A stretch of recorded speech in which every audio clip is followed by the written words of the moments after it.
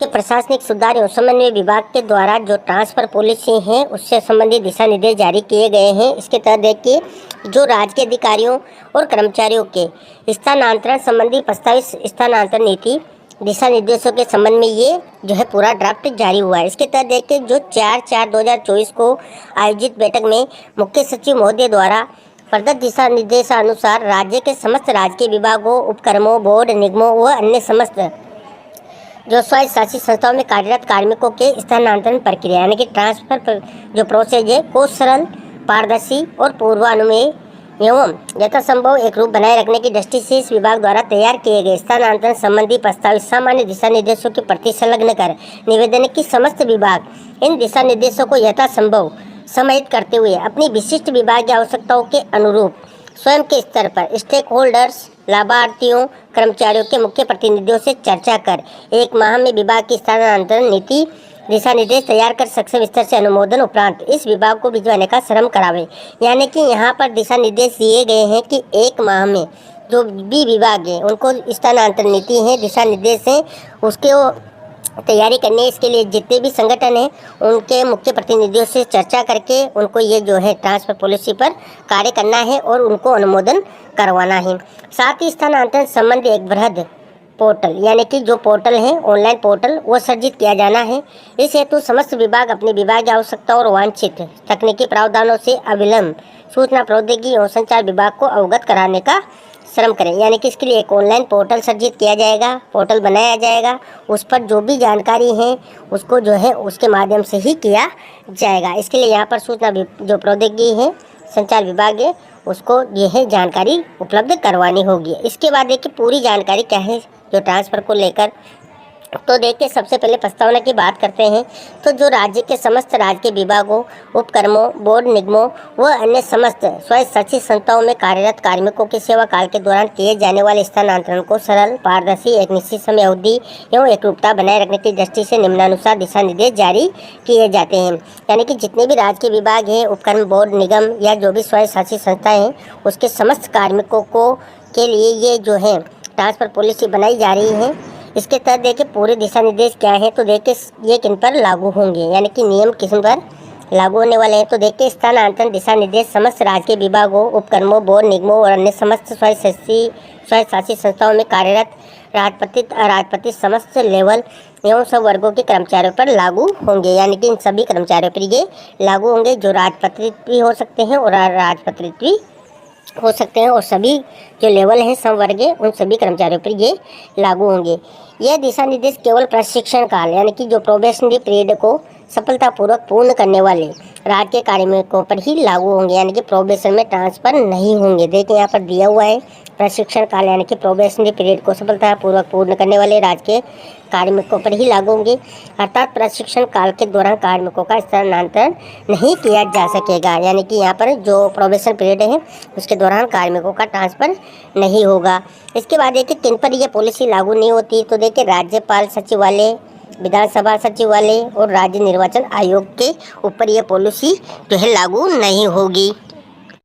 इसके बाद देखिए पूरी जो ट्रांसफ़र प्रोसेस जो क्या रहने वाली है तो देखिए विभाग अपने विभागीय अधिकारियों, कर्मचारियों की स्थानांतरण नीति का स्टेक होल्डर, लाभार्थियों के मुख्य प्रतिनिधि से चर्चा उपरांत स्वयं के स्तर पर उक्त दिशा निर्देश को सम्मिलित करते हुए सृजन करेंगे। यानी कि यहाँ पर जितने भी संगठन हैं उनके मुख्य प्रतिनिधियों से चर्चा की जाएगी और 1 माह में पूरे दिशा निर्देश में तैयार करने होंगे।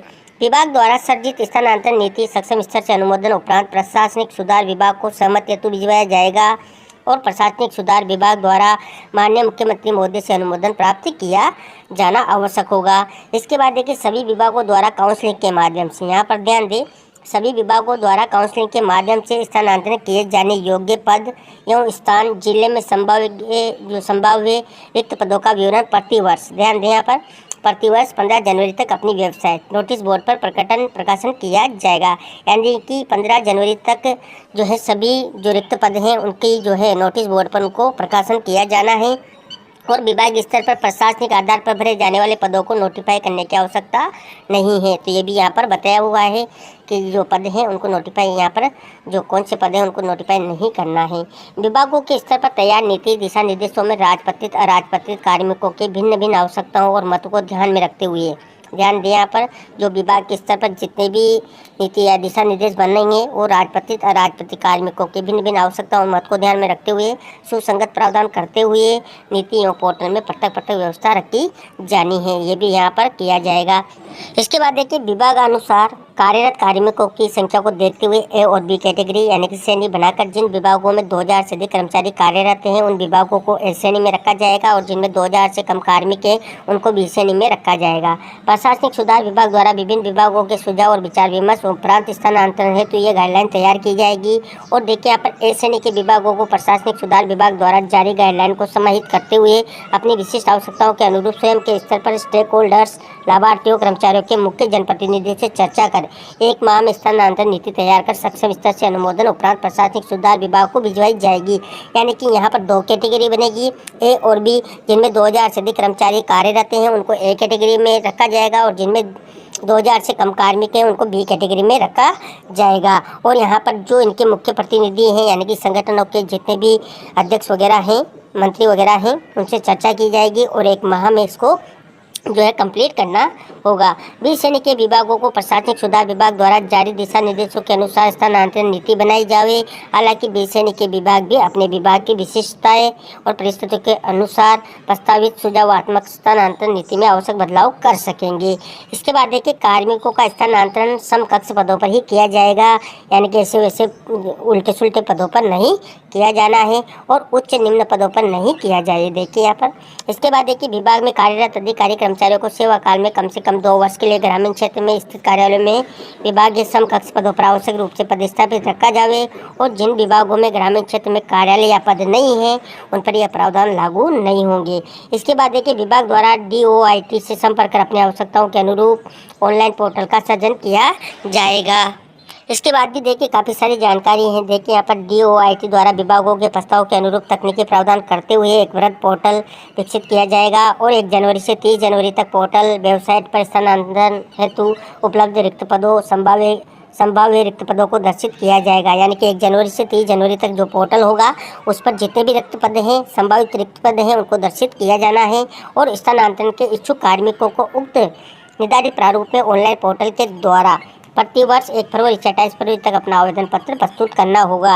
यानी कि जो ऑनलाइन पोर्टल होगा उस पर आपको आवेदन करना है, वो 1 फरवरी से 28 फरवरी तक यहाँ पर प्रस्तावित है। देखिए यहाँ पर आवेदन पत्र आपको ऑनलाइन ही प्रस्तुत करना है। आवेदन पत्र के अभाव में स्थानांतरण पर विचार नहीं किया जाएगा। यानी कि जो कार्मिक आवेदन करेगा उसका ही स्थानांतरण होना है। इसके बाद देखिए स्थानांतरण आवेदन पत्र प्राप्त होने पर विभाग द्वारा इच्छित जिला स्थान जैसी भी स्थिति हो स्थानांतरण हेतु उपरोक्त दिशा निर्देश को ध्यान में रखते हुए 1 मार्च से 31 मार्च तक इन पर्सन काउंसलिंग के माध्यम से कार्रवाई की जाएगी। यानी कि जो ट्रांसफ़र के लिए अप्लाई करेगा उसकी जो काउंसलिंग होगी वो इन पर्सन काउंसलिंग होगी। यानी कि वहाँ पर व्यक्ति को बुलाया जाएगा, उसकी काउंसलिंग के माध्यम से उसकी पोस्टिंग होगी जहाँ भी इच्छित जिला स्थान है। अधिकतम 30 अप्रैल तक स्थानांतरण आदेश जारी किए जाएंगे। यानी कि 30 अप्रैल तक यहाँ पर ट्रांसफ़र के आदेश जारी कर दिए जाएंगे और आवेदन करने वाले कार्मिकों को ही काउंसलिंग में सम्मिलित किया जाएगा। यानी कि जो आवेदन करेगा वही काउंसलिंग में सम्मिलित हो सकता है, बाकी नहीं हो सकते। काउंसलिंग के माध्यम से यहाँ पर ट्रांसफ़र किए जाएंगे, ये भी इम्पोर्टेंट है। इसके बाद देखिए विभाग द्वारा काउंसलिंग की कार्रवाई में स्थानांतरण हेतु सर्वप्रथम प्राथमिकता से दिव्यांग जन लेने हैं, विधवा है, परित्यक्ता है, एकल महिला, भूतपूर्व सैनिक, उत्कृष्ट खिलाड़ी और पति पत्नी प्रकरण हैं। वह असाध्य रोग से पीड़ित आवेदकों और सहित के आश्रित सदस्य, दूरस्थ जिलों, डाक जोन, हार्ड एरिया में नियत अवधि तक कार्यरत कार्मिकों को बुलाया जाएगा। यानी कि काउंसलिंग में इन सबको पहले प्रायोरिटी दी जाएगी। यहाँ पर क्रम भी इनका दिया हुआ है। तदुपरांत शेष रहे आवेदकों को काउंसलिंग में बुलाकर उनकी पारिवारिक परिस्थितियों एवं अन्य महत्वपूर्ण आधारों को ध्यान में रखते हुए गुणावगुण पर विभाग के समक्ष स्तर से निर्णय लिया जाकर स्थानांतरण किए जाएंगे। इसके बाद देखिए प्राथमिकता की बात करें तो जो असाध्य रोग हैं उसमें स्वयं या पति पत्नी पीड़ित होने पर प्राथमिकता दी जाएगी। जैसे कि दुर्लभ बीमारियां हैं, जैसे कि काफ़ी सारी यहाँ पर बीमारियां दे रखी हैं, आप इन सबको यहाँ पर देख सकते हैं। सभी बीमारियां हैं जो असाध्य रोग हैं, इसमें इनको ध्यान में रखा जाएगा। स्थानांतरण करने वाले अपराधिकारी को इस तथ्य का भी ध्यान रखना आवश्यक होगा कि किसी भी स्थानांतरण से कोई कार्यालय कार्मिक रहित न हो जाए, अर्थात एकल कार्मिक वाले कार्यालय को उचित रिप्लेसमेंट मिलने पर स्थानांतरण किया जाए। तो ये भी काफ़ी सारी दिक्कत होती है। जहाँ पर कार्यालय में एक ही कार्मिक होता है, एकल कार्मिक होता है, तो वहाँ पर उचित रिप्लेसमेंट मिलने पर ही ट्रांसफ़र किया जाना है। विभाग द्वारा काउंसलिंग से संबंधित दस्तावेजों और रिकॉर्ड को सुरक्षित रखा जाएगा, यानी कि जो काउंसलिंग होगी उसके जो भी दस्तावेज रिकॉर्ड है उसको सुरक्षित रखना होगा। इसके बाद है कि जो दूरस्थ जिले, डाक जोन या हर एरिया में कार्यरत कार्मिकों को गुणावगुण पर समीक्षा के आधार पर एक निश्चित सेवा अवधि उपरांत इच्छित स्थान पर स्थानांतरण हेतु प्राथमिकता दी जाएगी।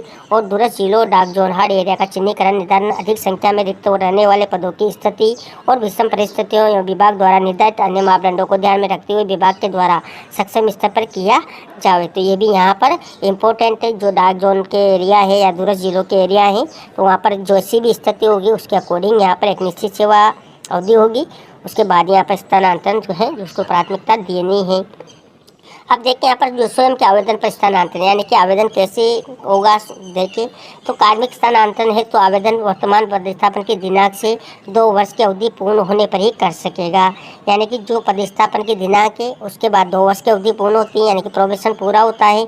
और 2 वर्ष की गणना, जो 2 वर्ष पूर्ण की गणना प्रतिवर्ष से 1 अप्रैल को माना जाएगा, यानी कि 1 अप्रैल तक उनको 2 वर्ष पूरा करना है। अर्थात किसी भी वर्ष विशेष में 1 अप्रैल को 2 वर्ष का कार्यकाल पूर्ण करने वाले कार्मिक उक्त वर्ष में आवेदन कर सकेगा। यानी कि 2 वर्ष का जो है प्रोबेशन पूरा करना है और 1 अप्रैल तक उनको 2 वर्ष पूरे हो जाने चाहिए।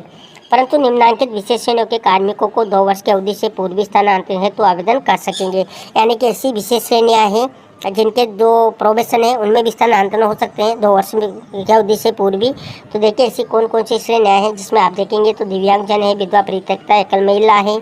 इसके बाद भी देखिए यहाँ पर जो निम्नांकित मेडिकल बोर्ड द्वारा प्रमाणित असाध्य रोग से पीड़ित होने पर, यानी कि वही जो असाध्य रोग है, देखिए यहाँ पर काफ़ी सारे रोग से हैं। इसके बाद देखिए भूतपूर्व सैनिक के उत्कृष्ट खिलाड़ी हैं या पति पत्नी जो अलग अलग जगह पदस्थापित हो, तो जहाँ तक संभव हो उन्हें एक जिले में जैसी भी स्थिति हो स्थानांतरण किया जाए।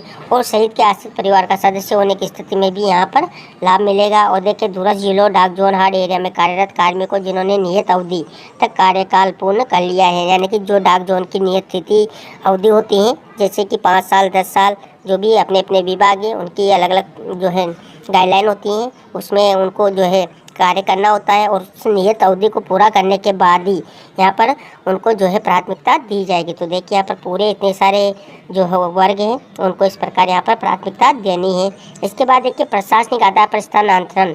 तो देखिए कार्मिकों को एक स्थान पर कार्यरत रहते हुए 3 वर्ष या अधिक का समय हो गया हो तो प्रशासनिक आधार पर उनका स्थानांतरण किया जा सकेगा, परंतु 3 वर्ष की अवधि से पूर्व स्थानांतरण निम्नांकित परिस्थितियों में ही किया जाए। यानी कि जो प्रशासनिक लेवल के अधिकारी कर्मचारी होते हैं उनको 3 वर्ष या अधिक समय हो गया है तो उनको जो स्थानांतरण किया जा सकेगा। परंतु अगर 3 वर्ष से अवधि से पूर्व अगर उनका स्थानांतरण करना है तो कौन सी परिस्थितियाँ होगी वो भी देख लीजिए।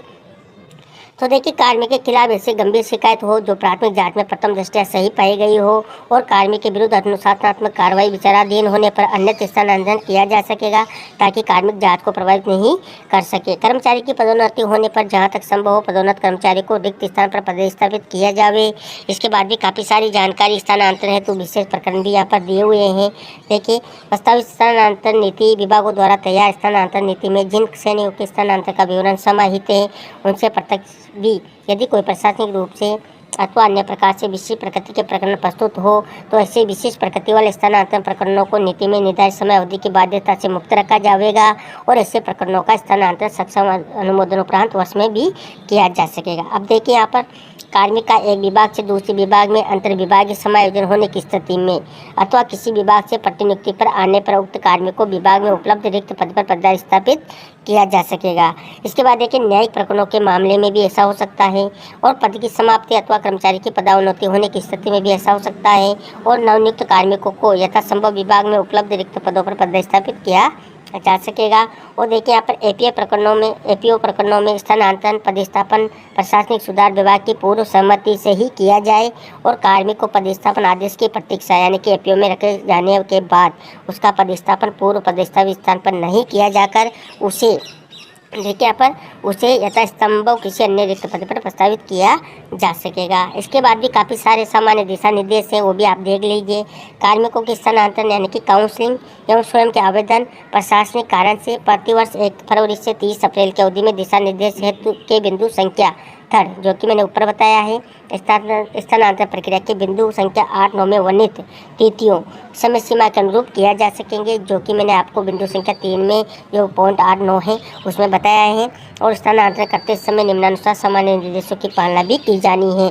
अब देखिए कौन से सामान्य दिशा निर्देश है। तो देखिए किसी कार्मिक की सेवानिवृत्ति में 1 वर्ष या इससे कम अवधि रह गई हो तो उसका स्थानांतरण किसी भी परिस्थिति में नहीं किया जाए। यानी कि यहाँ पर जो सेवानिवृत्ति तारीख है अगर उसमें 1 वर्ष या इससे कम अवधि रह गई है तो यहाँ पर ट्रांसफ़र नहीं किया जाएगा। परंतु यदि कार्मिक स्वयं स्थानांतरण का इच्छुक हो तो स्थानांतरण किया जा सकेगा। यानी कि कार्मिक खुद आवेदन कर रहा है तो यहाँ पर स्थानांतरण किया जा सकेगा। कार्मिक का किसी स्थान से स्थानांतरण होने के बाद उसी स्थान पर 2 वर्ष पूर्व पुनः स्थानांतरित प्रतिस्थापित नहीं किया जा सकेगा। ये भी यहाँ पर इम्पोर्टेंट है। और देखिए यह सुनिश्चित किया जाए कि किसी भी विभाग में कार्मिक एक ही कार्यालय अनुभाग में लगातार 5 वर्ष से अधिक प्रतिस्थापित नहीं रहे। यहाँ पर भी काफ़ी सारे कार्मिक होते हैं जो कार्यालय अनुभाग में 5-5, 10-10, 15-15 साल तक रह जाते हैं, तो उनको भी यहाँ पर देखना होगा। और 5 वर्ष पश्चात स्थान बदलने की अनिवार्यता का प्रावधान नहीं है, परंतु कार्यालय अथवा अनुभाग से 5 वर्ष के निरंतर ठहराव के पश्चात आवश्यक रूप से कार्मिक का स्थानांतरण कर दिया जावे और कार्मिक के स्वयं के आवेदन पर स्थान परिवर्तन जो है किया जा सकता है। कार्मिक का स्थानांतरण समान पद पर ही किया जावे, किसी अन्य पद के विरुद्ध स्थानांतरण नहीं किया जा सकेगा। कार्य व्यवस्था को आधार बनाकर कार्मिक का स्थानांतरण नहीं किया जा सकेगा। यदि स्थानांतरण करना आवश्यक हो तो प्रशासनिक सुधार विभाग की पूर्व अनुमति से ही स्थानांतरण किया जा सकेगा। अनुसूचित क्षेत्र में पदस्थापित कार्मिकों के स्थानांतरण के मामले में प्रचलित नियम, आदेश, निर्देश यथावत लागू रहेंगे और अनुसूचित क्षेत्र से गैर अनुसूचित क्षेत्र में स्थानांतरण के मामले में विद्यमान नियम, आदेश, निर्देश यथावत लागू रहेंगे। पर्यवेक्षण भी यहाँ पर किया जाएगा। देखिए क्या पर्यवेक्षण है, यानी कि जो भी ट्रांसफ़र होंगे उन पर ध्यान रखा जाएगा, उनकी पूरी जानकारी ली जाएगी। इस प्रकार ये पूरी यहाँ पर ट्रांसफ़र पॉलिसी जो है बननी है। उक्त स्थानांतरण दिशा निर्देश तत्काल प्रभाव से लागू होंगे, यानी कि जो भी दिशा निर्देश यहाँ पर दिए गए हैं ये लागू कर दिए गए हैं। 1 महीने में इन पर कार्यवाही होनी है। जितने भी विभाग कार्यालय हैं उनके जो संगठन हैं उनसे सुझाव लिए जाएंगे और पूरी जानकारी जो है प्रशासनिक सुधार विभाग को जो है उपलब्ध करवाई जाएगी। पोर्टल बनाया जाएगा, ऑनलाइन आपको आवेदन करना है, इन पर्सन काउंसलिंग होगी, काउंसलिंग के माध्यम से आपका जो है ट्रांसफ़र होगा। ट्रांसफ़र किन का पहले होगा, किन को प्रायोरिटी दी जाएगी, पूरी जानकारी मैंने आपको इस वीडियो में देने का प्रयास किया। आपको हमारी जानकारी कैसी लगी, जानकारी अच्छी लगी तो लाइक शेयर करें और अभी तक आपने हमारे चैनल को सब्सक्राइब नहीं किया तो चैनल को सब्सक्राइब करें, बेल आइकन प्रेस करके ऑल पर ज़रूर क्लिक करें, क्योंकि ऐसी लेटेस्ट जानकारी मैं आपको लगातार देता रहता हूं। धन्यवाद साथियों, फिर मिलते हैं नए वीडियो में नई